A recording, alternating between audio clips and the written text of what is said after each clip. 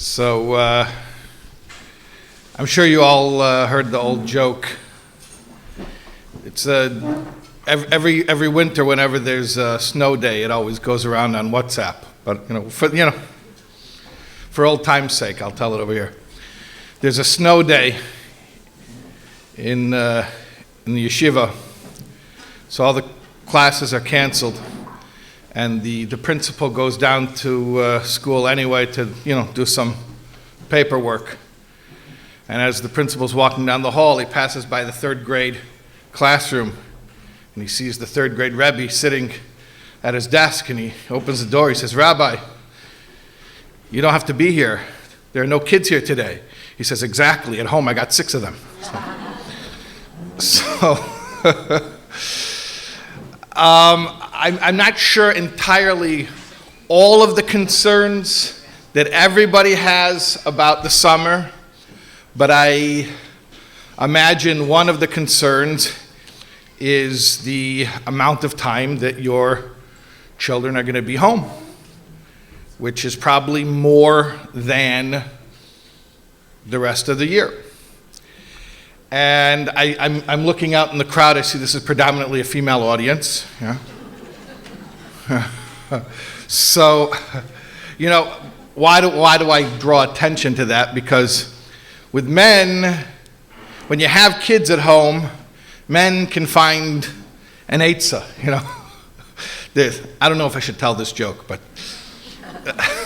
I already started it, so it's not, I don't know. It's not so nice, but there's an old joke about the tefillos were established by the Ovis. That's not a joke, by the way. That part's real. So Shachris is Keneged Avram. Avram made Shachris, right, the morning prayer, and Mincha's Yitzchak. Yitzchak made Mincha, the afternoon prayer, and Yankov made Ma'ariv, the evening prayer. Why did Yankov make Ma'ariv? If you had 12 kids at home, you'd also find an excuse to get out in the evening. So the men have eitzes. But a woman, as we know, is akeres habayis. So when you're the foundation of the home, it doesn't really work so much to remove yourself from the home. In fact, even from one very heightened perspective, there's a sikha where the Rebbe speaks about one of the Tanoim, Rabbi Yasi. He used to refer to his wife as his home. He called her Baisi, which I was told later, you have to be careful, you have to explain that, because it's not necessarily a compliment. Call your wife my house, and you have to explain my home, my household, whatever, Baisi, whatever, okay. Anyway, but the point is, you have all this action going on in the house, and the kids are underfoot, and it's like, okay, what am I going to do with them? So here's the first thing that I want to tell you. It's a good wake-up call when the kids are home, because it will serve to disabuse you of the notion, the false sense of security that is brought on by the state called out of sight, out of mind. You know what I'm talking about? Out of sight, out of mind. So if my kid is at school, they must be okay. Everything's taken care of. And what I want to tell you is that's not so. No, your kid's okay. They're safe. They're all right. They're, Baruch Hashem, Bais Rivkah, beautiful. But schools are wonderful. The schools are doing their job. But that's precisely the point. They're only doing their job. They're doing their job.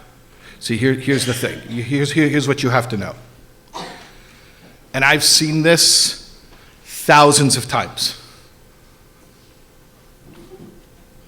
You can take a room full of the world's greatest experts in education, teachers, therapists, learning experts, mashpiyim, whatever you want.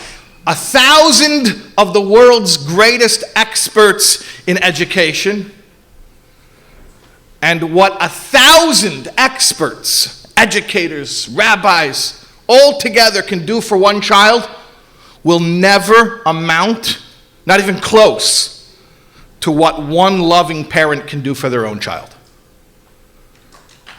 Okay, yeah, applaud that. That's okay. You're applauding yourselves. It's okay. That's right. Your parents, right? Okay.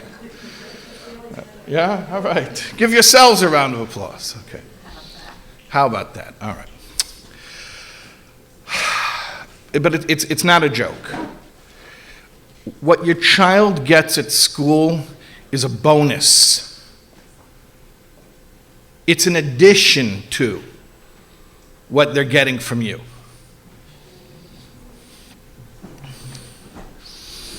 And is it possible that somebody didn't grow up in a supportive home and they didn't have attentive parents, and despite all odds they go out and they find an adult role model and they succeed even though they didn't have what they needed at home? Yes, of course it could happen. Of course people do that. And it takes a yagia atzuma. It takes an intense toil. It can be done. But it's an uphill battle. The reality is that what a child gets at home is the ikar, and what they get outside of the home is the tuffle. And I'm sure the schools themselves are the first to agree with that. I want to explain what a child gets from being safe and loved and accepted by their parents, by their co-creators, by the people who brought them into the world along with Hashem. That provides the foundation that a school can come in and have something to work with. So this is what I want you to know.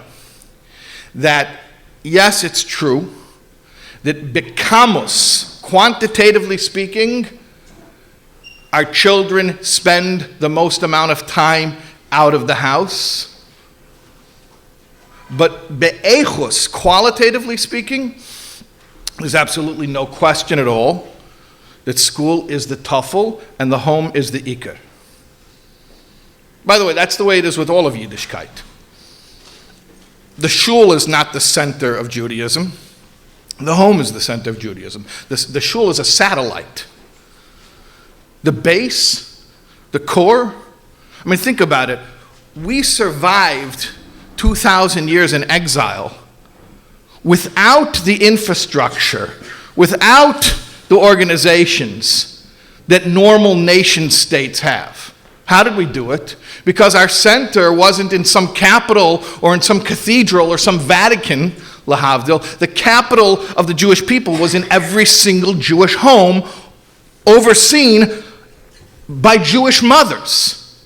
The survival of the Jewish people is because they could never take away the real secret, which was the Jewish people endure and thrive because our homes are strong. And Jewish mothers are the ones who make those homes strong. That's the secret of a people in exile.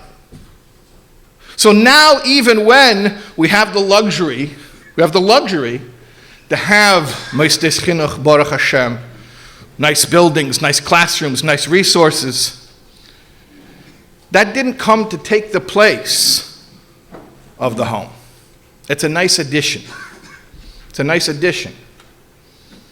So that's the first thing I want to tell you is there's this illusion of out of sight, out of mind, that as long as my kid is spending 6, 7, 8 hours a day at this place that's supposed to educate them, oh, now they're taken care of, and as long as when they come home I feed them, I did my job.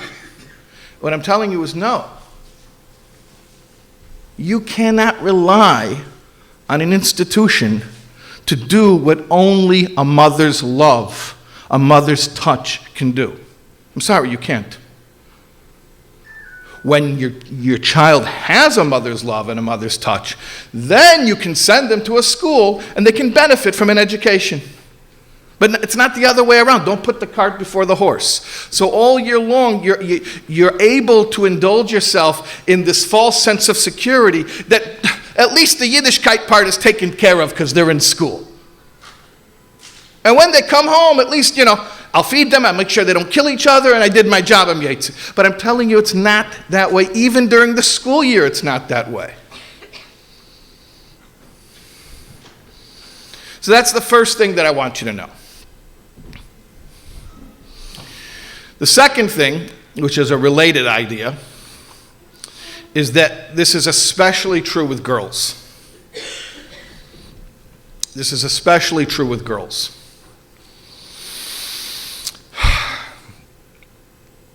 Where did public education begin? Actually, in the whole world. I was going to say among Yidden, but it's the same answer, because the Jewish people were the first people to have public education. There was a Tana, Rabbi Shua ben Gamla, and he saw that there was a crisis, that everyone has a mitzvah, vishinantam levanecha, and not everyone was capable of fulfilling the mitzvah, so he created public schools. He created a social safety net, basically, that the community would come and provide an education for everybody's child. So the first thing you have to realize is that l'chatchila, your child's chinuch is your mitzvah, vishinantam levanecha. That's you. That's on you. B'diavad, since for whatever reason we can't practically discharge the obligation, so we have this infrastructure which comes and supports us and helps us to discharge our obligation. But it's not their obligation, it's ours. So really, the entire mitzvah of chinuch never stopped being your mitzvah, even though you sent them to school. That's your shliach. But your responsibility to be mechanech your children never ends. Now, that's with boys and girls. Let's talk specifically about girls. Girls didn't used to go to school at all. In the times of Rabbi Shua ben Gamla, girls didn't go to school. In fact, 200 years ago, 150 years ago, girls didn't go to school. Why were girls' schools even started? Because we saw that in the world, there were influences, there were ruchais that were very strong. And in order to bolster and to strengthen Jewish girls, we had to give them even more than what they got at home. It used to be that everything you needed to know to be a strong Jewish woman and to raise your own home was to grow up in your mother's home.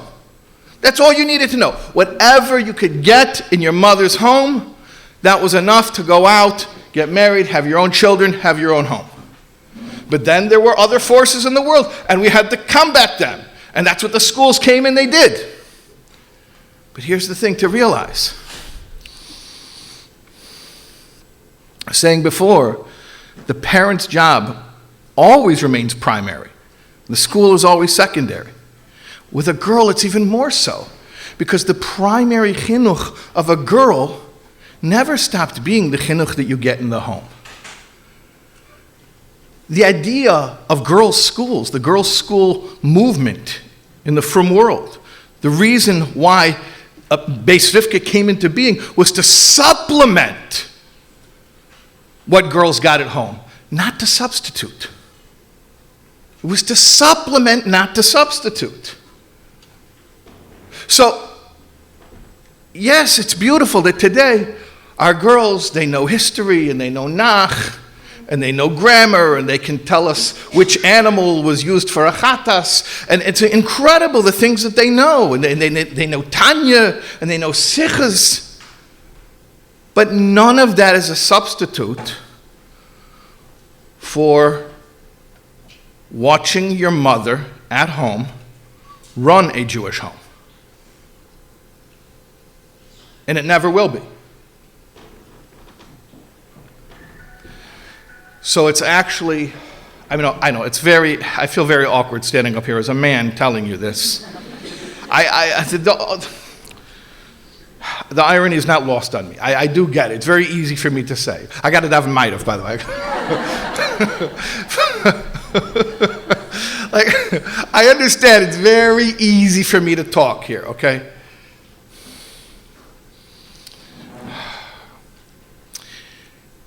You know what Chazal say?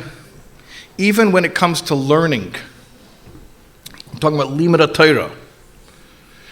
It says shimusha gedela milimuda. You know what that means? It talks about Elisha, who was the Talmud of Eliyahu. And the Gemara asks, why, when Torah describes Elisha, it says he was the one who used to pour water for Eliyahu. That's how you describe him, a shlepper? He poured water? Why didn't you say that he was the Talmud of Eliyahu, he was Mekabel the Torah from Eliyahu, he was Mekabel Seides HaTorah, he taught him the Derech HaNavuah. Describe him as a disciple. Why does it say he got him water? The Gemara says, Shimusha Gedela Milimuda. Even when you're talking about a Rav and Talmud relationship, that the real effect you have is not information, is not teaching them stuff. It's about involving them in hands-on activities. Come on, we're going to make challah. Come on, let's get the little kids dressed for Shabbos. Oh, you know what? Our neighbor wasn't feeling well. Could you bring this gefilte fish down the hall to the neighbor? Shimusha gedela milumuda. Hands-on, participatory, experiential Judaism. Now that's important for everyone. For everyone, shimusha gedela milumuda. Even for a Rav and Talmud relationship. How much more so a mother and a daughter, where the main chinuch of the daughter always will remain what she gets at home from her mother. And everything else she gets academically, it's a beautiful bonus. So not only does the summer come and rob us of the false sense of security that out of sight, out of mind, but actually what does it do? It's a beautiful thing. It gives us an opportunity to give our daughters what they're thirsting for, what they really, really crave, what they really need, they may not tell you this, they may not know it. That itself shows you how thirsty they are, that they can't even articulate the thirst, they can't even explain to you that this is what they crave. But to be involved in hands-on, day-to-day Yiddishkeit with mommy in the home, that is the foundation. That's everything. Now, of course, it's a lot of work. It's a lot of work. Parenting is a lot of work. Eventually, kids grow up. Eventually, so I'm told, they do get married. They do move out of the house. But here's what I want to tell you. I don't want to be what do you call it, joy kill here. You guys had some laughs before I came here, right? So it's okay if I get serious? I have this webinar going on, parenting webinar. And Baruch Hashem, we have 100 women right now. It's a 6-week webinar, so we're on week 3. So after the women finish, we'll have the men. We got 100 women signed up, so that means, the ratio, probably get like 5 men. But if we do well, Hashem. Anyways, yeah, we have 100 women right now, and we have this parenting webinar, which Baruch Hashem is amazing. We have Thursday night, we do 90 minutes on Zoom, and then all week long there's a WhatsApp chat where we discuss the ideas. And anyways, so today we were discussing the idea of transmitting values to our children. What does it mean to transmit values? And because I was saying, parenting is one thing. Parenting is vishinantum levanecha v'dibarta. Teach them, what's them, Torah values, to your children, and speak about them, about Torah values. It has to be, that's what parenting is. It's instilling values, teaching them what's important, teaching them how to prioritize, what matters in life. That's what values. Value means something that you cherish. When I have to make a decision between what's right and what's comfortable, When I have to decide between something that's materially advantageous and something that's spiritually nourishing, right? That's what values mean. So chinuch is transmitting values. So I said, basically, there are 4 P's. There's policing, protecting, providing, and then there's parenting.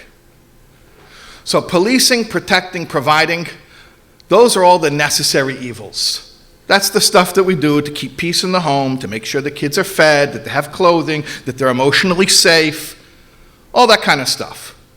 None of that's parenting. It's all a prerequisite for parenting because a child who's not fed, who doesn't have a place to sleep, who doesn't feel emotionally secure, who's not physically safe from harm, if they don't have all those things, then you can't begin the transmission of values. So those are pretty important as prerequisites. But none of those are parenting. Which is, the example that I gave is when a kid is going to run in the street and you grab them and you say, don't run in the street. Okay, so obviously you have to do that, but that's not parenting. That's protecting. That's policing. You stop them from running in the street. But don't say, well, why didn't they learn? Why didn't they learn? Because you weren't teaching, you weren't transmitting values. When a cop pulls you over for speeding, what does it teach you? Not to speed? No, it teaches you not to get caught. Doesn't, right? Policing, that at best, it will get you compliance. Compliance in front of you while you're watching. And then when you're not in the room, they do whatever the heck they want. And also, at worst, it teaches them to lie because they don't want to disappoint you, right? But values transmission, which is real parenting, is to get the kids to care. To get the kids to care. To get them to value what I value. To make decisions based on the priorities that I want them to base their decision making on. That's parenting. So, policing, protecting, providing, those are prerequisites. We got to do that. Got to provide safety and nutrition and all of the things that allow a child to grow. But then, after all that's done, that's when we begin the job called parenting, which is teaching them what to care about. So I was saying on the group that when it comes to transmitting values, what's the difference between, catching a kid out, busting him basically, or her, and power tripping because I'm the big, I'm the big adult. You're the little kid. You have to do what I say, right? I caught you doing this. Now you got to do that.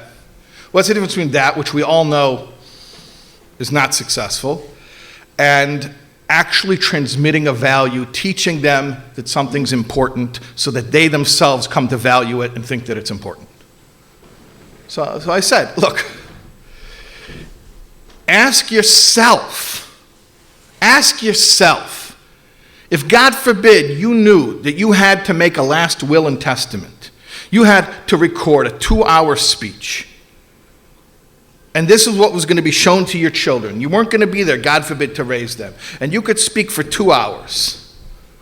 Okay, after you tell them I love you and you're precious to me and all those things, but after that, what are you going to talk about for the 2 hours? What are you going to transmit to them? You're going to talk about whatever is most precious to you, whatever is most dear to you. You're going to teach them what to care about in life, how to make good choices, how to know who good people are.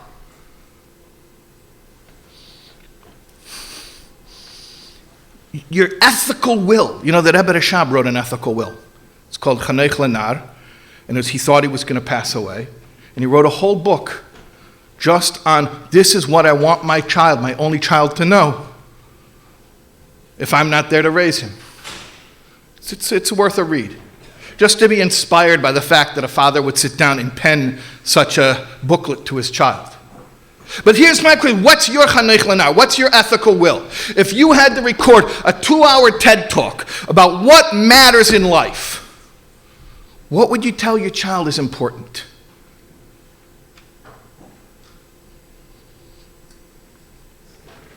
And then ask yourself, if we were to interview your kids right now, how much of what you want them to know is important in life do they know already is important in life? And if there's a discrepancy, what's our game plan for filling in the gap and teaching them? Because you can't say, just because I told you to bench, that I taught you that benching is valuable. That's policing, not parenting.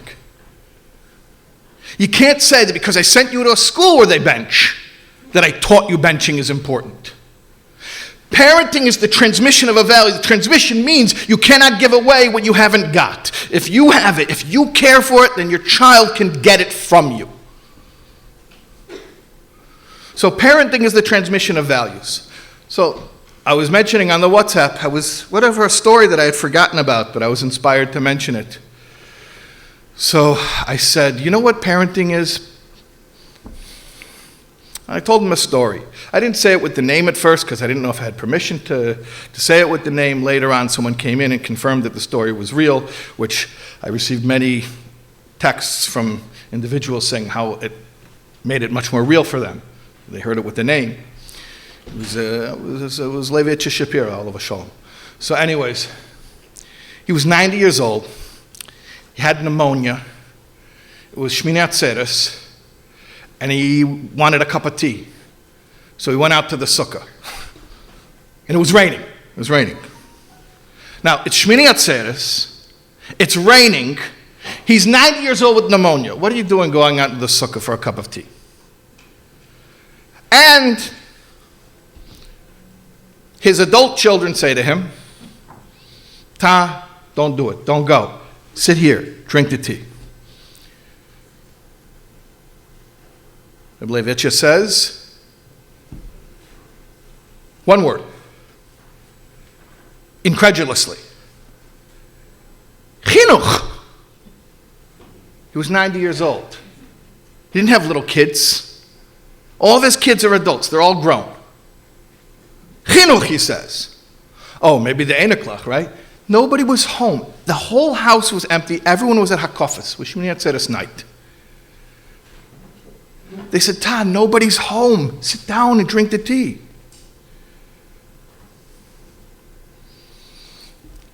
He said, Chinuch is was mir tut, wenn keiner weiß nicht. Chinuch is what you do when nobody knows. Again, I said I'm gonna make things intense. I'm admitting, I know it's an intense story, but think about that. Think about what that means. It means if I ever shared it with you, my dear children, it was because this was so real to me. Lemafreya, at 90 years old, if I show that I was only doing it because I wanted my kids to do it, then it wasn't a value, it was policing. It was power tripping. It was catching kids and making them do what I'm making them do just because I'm big and strong and I can force them to. But when a 90-year-old with pneumonia says, Chinuch, I'm drinking my tea in the sukkah even when it rains, what it means is, these are my values. This is who I am. And this is what I share with my beloved children. So here's what I want you to know. Your children have an opportunity now, when they're home more often, to find out what your real values are. Now, don't be scared. No, it's not a threat. I'm not trying to scare you. You have good values. You want me to, should I say Musar? Should I come in and tell you people have no values? Would you like that? Your kids don't like it, you don't like it. Okay? Wrong crowd, exactly. There are some crowds who love it, by the way. I won't name where, but okay. But you have good values. And you have a delicious opportunity for your children to see, to get a glimpse of some of your values. Now, do you need help? Do you need to be bolstered? Do you need to be extra strong in times like this? Yes, of course. So I heard somebody, it wasn't me, somebody mentioned soulwords.org. So there you go, there's your resource. But in all seriousness, Baruch Hashem, today with the internet, we're a dar deya, for better, for worse. You can always have a shir going. Whatever you're doing, just have a shir in the background. And don't worry, I'm not paying attention, I spaced out for 20 minutes. Of course you did, it's fine. It's mitahir the avir, okay? Just have it on. And even if you don't play it out loud, because sometimes, it could be annoying, and, just, even if you have it in your what do you call it, your ear pods, trust me, they know. They know when you're listening to a shir in the ear pods. And it is mitahir the avir. And it does purify your home. I'm talking on spiritual levels, but then there's practical levels too, that when you have a Dvar Torah on the tip of your tongue, then you get to be their mashpia, their main mashpia in life. And when you go out for a walk in the park, or you take them shopping, which is real chinuch, especially from a mother to a girl, while you're walking and you're having a pleasant, relaxed time together, and there's no pressure, and you just gush forth with a vort from the Rebbe because it's just so natural. It's because you're not preaching to anyone. It's what you're passionate about. That's what I have in me. It's what's coming out of me. I would be talking about this stuff if nobody was watching.